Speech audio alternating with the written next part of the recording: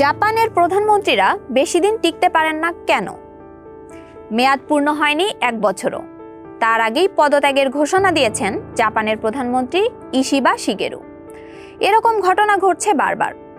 গত 20 বছরে জাপানে প্রধানমন্ত্রীর দায়িত্ব সামলেছেন 10 জন, মানে এক একজনের গড় মেয়াদ মাত্র 2 বছর। এদের মধ্যে শিনজো আবে 9 এবং কিশিদা ফুমিও 3 বছর ছিলেন। বাকিদের মেয়াদ 1 বছরের আশেপাশে। প্রশ্ন হচ্ছে, কেন জাপানের প্রধানমন্ত্রীরা বেশি দিন টিকতে পারেন না? বারবার কেন বদল হচ্ছে সরকার প্রধান? সেটি আজ জানাবো। সঙ্গে আছি এমি জান্নাত।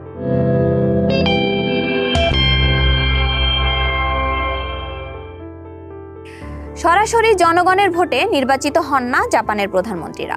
তারা নির্বাচিত হন পার্লামেন্ট দ্বারা। জাপানের পার্লামেন্ট 2 কক্ষ বিশিষ্ট।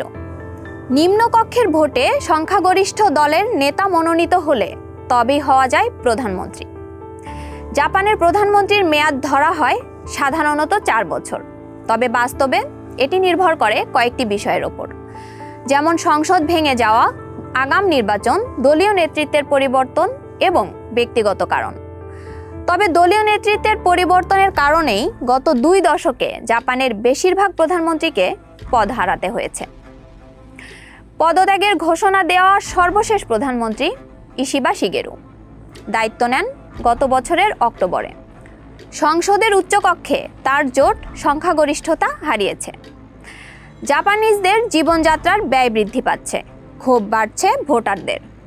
নিজের দলেই সমালোচনার মুখে পড়েছে ইশিবা। অবশেষে পদত্যাগের ঘোষণা দেন। ইনি হলেন জুনিচিরো কোইজুমি। 3 মেয়াদে প্রধানমন্ত্রী ছিলেন 5 বছর 5 মাস।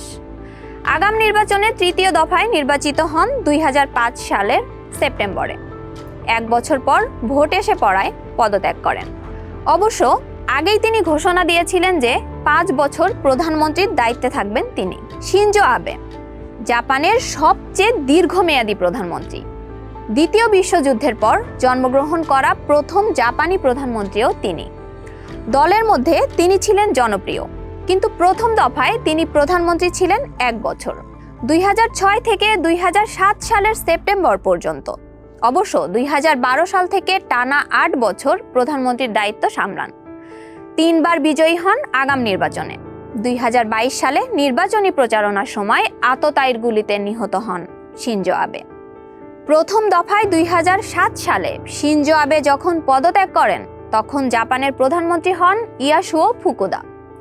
তিনি টিকতে পেরেছিলেন 1 বছর। রাজনৈতিক অচল অবস্থা দেখা দিলে পদত্যাগ করেন। তারও আসো প্রধানমন্ত্রী হন 2008 সালে 24 সেপ্টেম্বর। তার মেয়াদও ছিল 1 বছর। বৈশ্বিক অর্থনৈতিক মন্দার ধাক্কা লাগে জাপানেও। তারও আসর দল এলডিপি জনপ্রিয়তা হারায়। টানা 50 বছর জাপান শাসন করে লিবারেল ডেমোক্রেটিক পার্টি এলডিপি। 2009 সালের নির্বাচনে ক্ষমতাচ্যুত হয় দলটি। এলডিপির পতনের পর ক্ষমতায় আসে ডেমোক্রেটিক পার্টি অব জাপান ডিপিজে। দলের নেতা হাতো আমায়ুকিও প্রধানমন্ত্রী হন, কিন্তু টিকতে পারেন মাত্র 9 মাস। জাপানের অর্থনৈতিক অবস্থা খারাপ হলে পদত্যাগ করেন কান নাওতো। প্রধানমন্ত্রী হন 2010 সালের 8 জুন। ভূমিকম্প ও সুনামির পরবর্তী অবস্থা সামাল দিতে না পারায় সমালোচনার মুখে পড়েন। 1 বছর 3 মাস পর পদত্যাগ করেন। এরপর প্রধানমন্ত্রী হন নোডা ইয়োশিহিকো। ক্ষমতায় ছিলেন 1 বছর 3 মাস। ভোটে হেরে যায় তার দল ডিপিজে।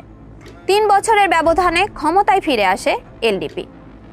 সংখ্যাগরিষ্ঠ দলের নেতা হিসেবে শিনজো আবে আবারও প্রধানমন্ত্রী হলেন 2012 সালে। এরপর আবের টানা 8 বছর। জাপানের প্রধানমন্ত্রী হন ইয়োশিহিদে সুগা। আবের ডান হাত হিসেবে পরিচিত ছিলেন তিনি। প্রধানমন্ত্রী হিসেবে সুগা টিকেছিলেন মাত্র 1 বছর। কিশিদা ফুমিও জাপানের 100তম প্রধানমন্ত্রী। 2021 থেকে 2024 সালের অক্টোবর পর্যন্ত দায়িত্বে ছিলেন। ভোট এসে পড়ায় পদত্যাগ করেন তিনি। আবার ভোট, আবারও ক্ষমতায় আসে এলডিপি। নতুন প্রধানমন্ত্রী হন ইশিবা শিগেরু। বছর পূর্ণ না হতেই পদত্যাগের ঘোষণা দিলেন।